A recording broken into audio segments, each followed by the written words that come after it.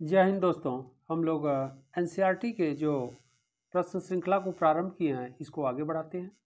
इस सेशन में हम लोग मध्यकालीन भारतीय इतिहास के जो इम्पॉर्टेंट टॉपिक है कला और संस्कृति यानी आर्ट एंड कल्चर से संबंधित सारे इम्पॉर्टेंट क्वेश्चंस हैं। ओके, और इसमें अधिकांश क्वेश्चन क्या सभी प्रश्न जो है मुगल काल से रिलेट हैं। तो आइए इस सेशन के प्रश्नों को प्रारंभ किया जाए। इस सेशन का फर्स्ट क्वेश्चन है, पहला प्रश्न है, ताजमहल को डिजाइन करने वाला वास्तुकार कौन था? ऑप्शन ए है मोहम्मद हुसैन, ऑप्शन बी है उस्ताद अहमद लाहौरी, ऑप्शन सी है Shah Isa and option D है इस्माइल। इसका सही आंसर होगा बी, उस्ताद अहमद लाहौरी। ताजमहल को जो डिजाइन किया था यानी आर्किटेक्ट था वह उस्ताद अहमद लाहौरी था। इम्पॉर्टेंट क्वेश्चन है। एक्सप्लेन को भी हम लोग देख लेते हैं, नॉलेजेबल है। ताजमहल का निर्माण मुगल बादशाह शाहजहां ने अपनी प्रिय बेगम मुमताज महल की याद में 1631 से 1653 ईस्वी में करवाया था। वस्तुतः यह शाहजहां एवं मुमताज महल का मकबरा है। तो एक्चुअली यह ताजमहल क्या है? टम्ब है यानी मकबरा है। इसमें मुमताज महल का मकबरा है और फिर शाहजहां की जब मृत्यु हो गई तो शाहजहां को भी इसी में दफनाया गया। इस प्रकार शाहजहां और मुमताज महल दोनों का कब्र यानी मकबरा ताजमहल के अंदर है। ओके, इसका प्रमुख वास्तुकार उस्ताद अहमद लाहौरी था और उस्ताद अहमद लाहौरी लाहौर का था, इसलिए इसके नाम के साथ लाहौरी शब्द जुड़ गया। ओके, मूल नाम इसका उस्ताद अहमद था, जबकि इसका प्रधान मिस्त्री या निर्माता उस्ताद ईसा सिराजी थे और यह फारस के रहने वाले थे। उस्ताद ईसा सिराजी। अगला प्रश्न है प्रश्न संख्या 2। यानी क्वेश्चन नंबर 2 कह रहा है, निम्नलिखित युग्मों पर विचार कीजिए। नंबर 1 है निशात बाग, नंबर 2 है शालीमार बाग, नंबर 3 है पिंजौर बाग और इधर इसे रिलेट जो संबंध किया है लाहौर, कश्मीर, पंजाब। यानी एक तरफ जो गार्डन है यानी जो बगीचा या उद्यान है उनका नाम दिया है, दूसरे तरफ स्थान दिया है, कहाँ पर है आगे देख लेते हैं हम लोग। कह रहा है उपर्युक्त में से कौन सा सुमेलित नहीं है? तो इसमें जो सुमेलित नहीं है इसी को हम लोगों को निकालना है इसमें से। ओके, तो फर्स्ट देख लिया जाए। नंबर 1 कह रहा है निशात बाग। निशात बाग लाहौर, तो ये तो गलत हो जाएगा। निशात बाग लाहौर में नहीं है, निशात बाग जो है कश्मीर में है, तो ये तो गलत हो गया। ओके, निशात बाग कश्मीर में है तो यह गलत हो गया। एक नंबर तो गलत हो गया पूरी तरह। नंबर 2 कह रहा है शालीमार बाग कश्मीर कह रहा है, ये भी गलत हो गया क्योंकि यह लाहौर में है। ओके, शालीमार बाग लाहौर में है तो यह भी गलत हो गया। इस प्रकार 1 और 2 दोनों गलत हो गया। नंबर 3 यानी थर्ड कह रहा है पिंजौर बाग पंजाब, यह सही है, यह एग्जैक्ट सही है यानी 3 नंबर सही है। अब कह रहा है उपर्युक्त में से कौन सुमेलित नहीं है? तो सुमेलित इसमें 1 और 2 नहीं है। ओके, क्योंकि पिंजौर बाग पंजाब में है, यह तो एकदम एग्जैक्ट सही है। और पिंजौर बाग औरंगजेब ने लगवाया था। ओके, या निर्माण करवाया था। बाग है तो निर्माण नहीं शब्द होता है, बाग लगवाया जाता है तो औरंगजेब के समय में। तो इसका मतलब इसका सही आंसर 1, 2 होगा। ऑप्शन ए कह रहा है 1, 2, तो इसका सही आंसर यही होगा। बी कह रहा है 2, 3, यह नहीं होगा। डी कह रहा है 1, 2 और 3, तो ये भी नहीं होगा क्योंकि 3 सही है। कह रहा है कौन सुमेलित नहीं है तो इसमें, लेकिन सी कह रहा है 1, 2, इसका मतलब ये थोड़ा मिस्टेक हो गया है। इसमें ए और सी दोनों सही होगा क्योंकि केवल 1 और 2 कह रहा है, केवल 1 और 2 ए सी दोनों में है। ओके, इस प्रकार 1, 2 जिसमें है तो वही सुमेलित नहीं है, तो ए भी सही हो जाएगा, सी भी सही हो जाएगा। ये मिस्टेक हो गया है।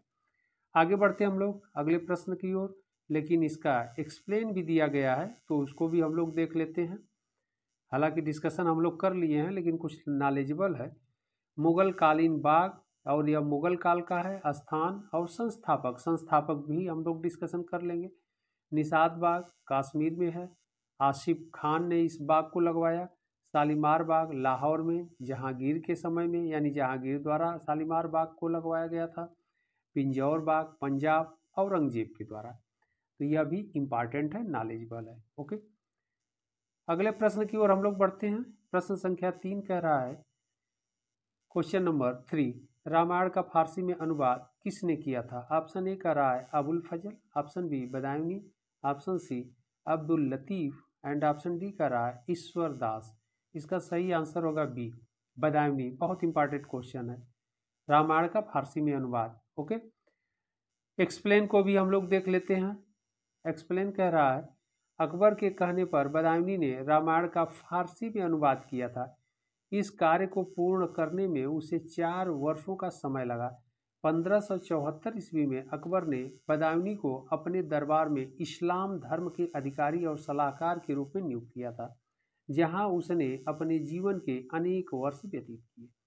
तो यह भी इम्पॉर्टेंट है, ध्यान रखना है कि बदायूनी अकबर की सेवा में कब आया? 1574 में आया। ओके, और किस पद पर आया था? इस्लाम धर्म के अधिकारी और सलाहकार के रूप में नियुक्त हुआ था। आगे एक पॉइंट और इम्पॉर्टेंट है, आप लोग जानते रहिएगा, एग्जाम में पूछ देता है कि बदायूनी हालांकि धर्म से रिलेट व्यक्ति था, इस्लाम धर्म का कट्टर समर्थक था। जो भी व्यक्ति धर्म से जुड़े रहते हैं थोड़ा सा कट्टर रहते ही हैं, लेकिन बदायूनी जो हल्दी घाटी का युद्ध हुआ था अकबर के समय में, उस युद्ध में मुगल सेना की तरफ से भाग लिया था। ओके, तो यह भी इम्पॉर्टेंट है, कभी भी आपसे पूछा जा सकता है।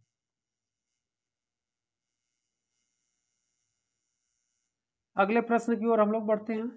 अगला प्रश्न है प्रश्न संख्या 4, क्वेश्चन नंबर 4, मुगल काल के दौरान एक विदेशी व्यापारी भारत आया था तथा उसने एक विशेषज्ञ के रूप में तख्ते ताउस यानी मयूर सिंहासन का वर्णन किया।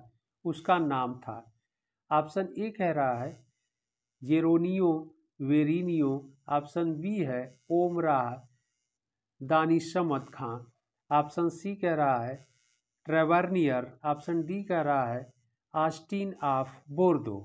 ओके, तो इसका सही आंसर सी होगा, ट्रेवर्नियर। तो ट्रेवर्नियर इसका सही आंसर होगा, और इसी ने तख्ते ताउस यानी मयूर सिंहासन आप लोग जानते ही होंगे, अगले हम लोग सेशन में यानी उसमें टॉपिक में डिस्कशन किए थे कि तख्ते ताउस शाहजहां के समय में निर्मित हुआ था, यानी मयूर सिंहासन शाहजहां ने बनवाया था और दिल्ली के लाल किले में यह सिंहासन रखा गया था। ओके, तो एक्सप्लेन को भी हम लोग देख लेते हैं। एक्सप्लेन क्या कर रहा है, फ्रेंच व्यापारी, फ्रेंच से तात्पर्य है फ्रांस का, तो फ्रांस का व्यापारी ट्रेवर्नियर था, ने शाहजहां के मयूर सिंहासन या तख्ते ताउस का वर्णन किया है। मयूर सिंहासन का प्रयोग शाहजहां स्वयं बैठने के लिए करता था। इस सिंहासन में प्रसिद्ध कोहिनूर हीरा जड़ा हुआ था।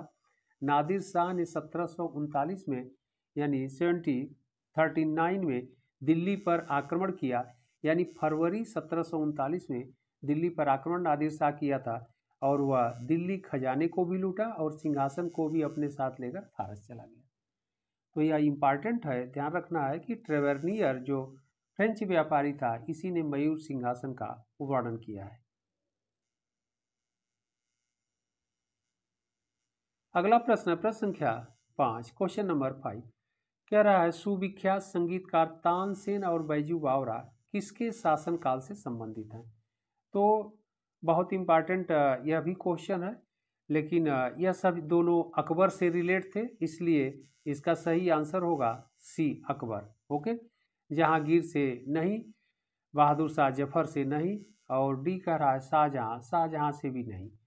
ओके, इसके एक्सप्लेन को भी हम लोग देख लेते हैं, नॉलेजेबल होगा, और कुछ अन्य बातें भी डिस्कशन हम लोग कर लेंगे जो एग्जाम में पूछा जाता है। संगीतकार तानसेन और बैजू बावरा का नाम पंडित बैजनाथ था, और तानसेन का नाम रामतनु पांडे था। तो ध्यान रखना है, दोनों हिंदू थे लोग। ओके, अकबर के समकालीन ये दोनों थे, ये दोनों स्वामी हरिदास के शिष्य थे। तो किसके शिष्य थे, कभी भी आपसे पूछा जा सकता है, स्वामी हरिदास के शिष्य थे। तानसेन का मूल नाम रामतनु पांडे, अभी हम लोगों ने डिस्कशन किया कि तानसेन का जो मूल नाम था, बचपन का नाम रामतनु पांडे था। ये अकबर के नवरत्नों में से एक थे। इनका संबंध मूल रूप से रीवा बांधवगढ़ यानी रीवा से संबंधित थे या रीवा के रहने वाले थे, रियासत से, बांधवगढ़ रियासत से ये रिलेट थे या रहने वाले थे।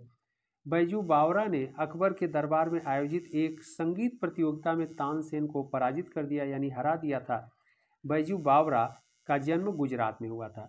तो यह मध्य प्रदेश रीवा से बिलोंग करते थे कौन, तानसेन, और बैजू बावरा गुजरात से बिलोंग करते थे। यह भी आप जानते रहिएगा, कभी भी आपसे पूछा जा सकता है। अगले प्रश्न की ओर हम लोग बढ़ते हैं। अगला प्रश्न है प्रश्न संख्या 6, क्वेश्चन नंबर 6। कुव्वत उल इस्लाम मस्जिद का निर्माण किसके द्वारा करवाया गया था? यह भी प्रश्न इंपॉर्टेंट है, क्वेश्चन इंपॉर्टेंट है। ऑप्शन ए कह रहा है Qutbuddin Aibak, option B Alauddin Khilji, option C कह रहा है अल्तुतमिश एंड ऑप्शन डी कह रहा है मोहम्मद आदिल शाह। इसका सही आंसर होगा ए, कुतुबुद्दीन ऐबक। एग्जाम में आपसे पूछा जाता है और तुर्कों द्वारा स्थापित भारत में यह पहली मस्जिद थी, यानी भारत से तात्पर्य है दिल्ली में, ध्यान रखना है, दिल्ली में यह स्थापित पहली मस्जिद थी। ओके, और भारत के सेंस में न कहा जाए, नहीं तो गलत हो जाएगा, क्योंकि अरबों ने जब सिंध पर आक्रमण किया था तो वहाँ पर मस्जिद का निर्माण हुआ था, तो दिल्ली में तुर्कों द्वारा स्थापित यह पहली मस्जिद थी। ओके, तो यह इम्पॉर्टेंट है। एक्सप्लेन को भी हम लोग देख लेते हैं।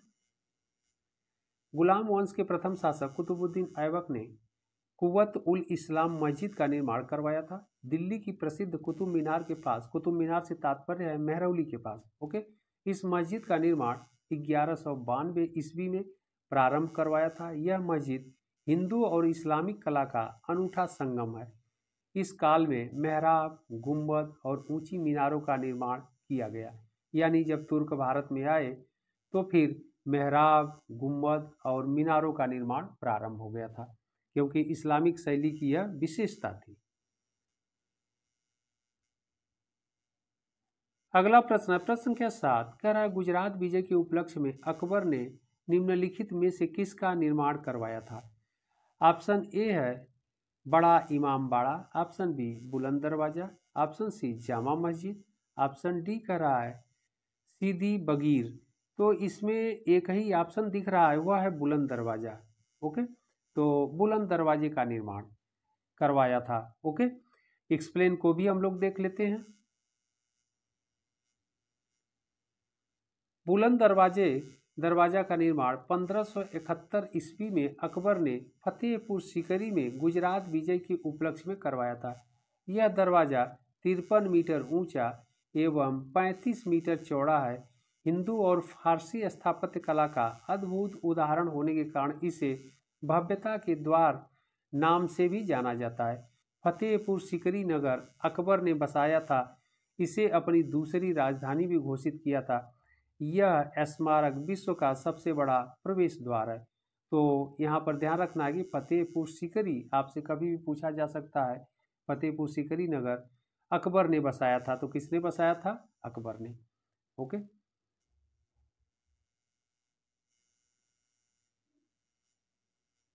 अगला प्रश्न है प्रश्न संख्या 8, क्वेश्चन नंबर 8, कह रहा है पहाड़ी school, Rajput school, Mughal school और कांगड़ा स्कूल निम्नलिखित में से किस कला की विभिन्न शैलियों को दर्शाते हैं?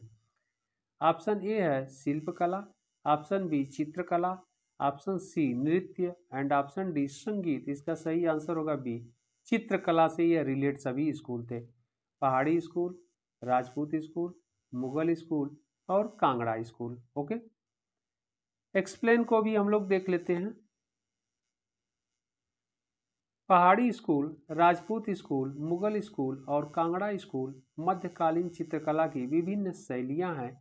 उत्तर पश्चिमी हिमालय क्षेत्र के विभिन्न पहाड़ी राज्यों में की जाने वाली चित्रकारी को सामान्यतः पहाड़ी चित्रकला कहते हैं। इसमें वर्तमान हिमाचल प्रदेश, जम्मू कश्मीर तथा उत्तराखंड का टिहरी गढ़वाल क्षेत्र आते हैं। मध्यकालीन मंदिरों में चित्रकला तथा मूर्तिकला के उत्कृष्ट उदाहरण मिलते हैं, जबकि मंदिरों की चित्रशालाएं अधिकतर दक्षिण भारत में मिलती हैं। ओके, तो यह सारे जो स्कूल हैं, पहाड़ी school, Rajput school, Mughal school और कांगड़ा स्कूल सब चित्रकला से रिलेट हैं, आप लोग जानते रहिएगा।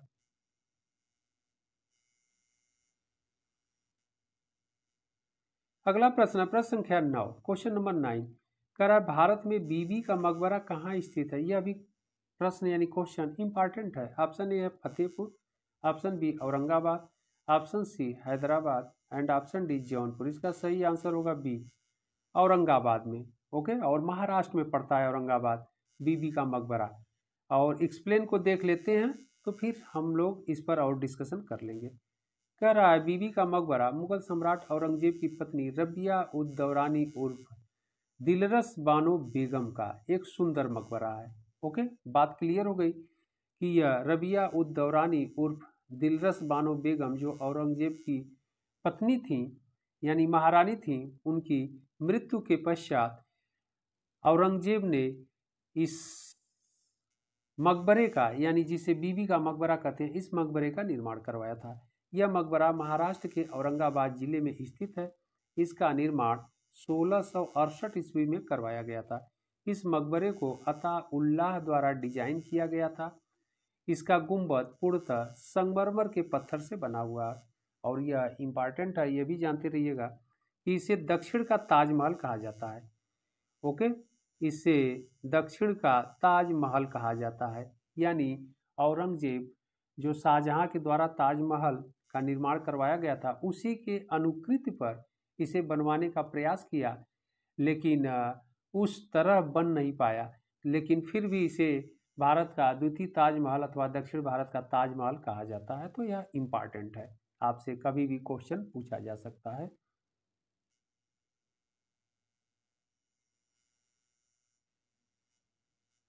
अगला प्रश्न है प्रश्न संख्या 10 कह रहा है निम्न में से किसे तूतीय हिंद के नाम से जाना जाता है। Option A Hussain, option B Amir Khusro, option C Mubarak Shah and option D Nanak. इसका सही आंसर होगा बी, अमीर खुसरो। अमीर खुसरो को तूतीय हिंद के नाम से जाना जाता है। एक्सप्लेन को भी हम लोग देख लेते हैं, नॉलेजेबल है। अमीर खुसरो सुल्तान बलबन के दरबारी कवि थे। उन्हें खड़ी बोली के आविष्कार का श्रेय दिया जाता है। अमीर खुसरो को कव्वाली के पिता के अतिरिक्त तूतीय हिंद के नाम से भी जाना जाता है। अमीर खुसरो का जन्म 1253 ईस्वी में एटा उत्तर प्रदेश के पटियाली नामक कस्बे में हुआ था। ओके, तो यह कई बार आपसे पूछा गया है कि अमीर खुसरो का जन्म कहाँ हुआ है, तो प्रदेश भी कई बार पूछा है तो उत्तर प्रदेश रहेगा। और फिर एटा भी कई बार आपके ऑप्शन में यूपी पीसीएस के एग्जाम में दिया है, तो एटा को आप ट्रिक कर देंगे। अगर कस्बा दिया है यानी स्थान का नाम दिया है तो पटियाली, तो यहाँ पर पटियाली भी दे करके कई बार एग्जाम में पूछा गया, तो इस बात को ध्यान रखिएगा आप लोग कि पटियाली, एटा, उत्तर प्रदेश।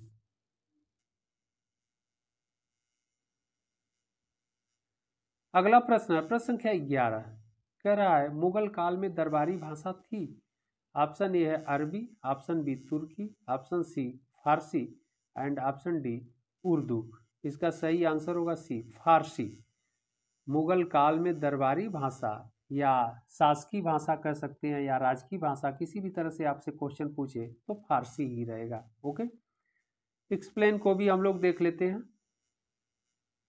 फारसी मुगलों की दरबारी भाषा थी। राजकाज से संबंधित सभी कार्य फारसी में ही संपन्न होते थे। वस्तुतः भारत में फारसी साहित्य का विकास मुस्लिम विजेताओं के आक्रमण से प्रारंभ हुआ। यह प्रारंभ में शासक वर्ग तथा अमीर वर्ग की भाषा थी और इसको उन्हीं का संरक्षण भी प्राप्त था। ओके,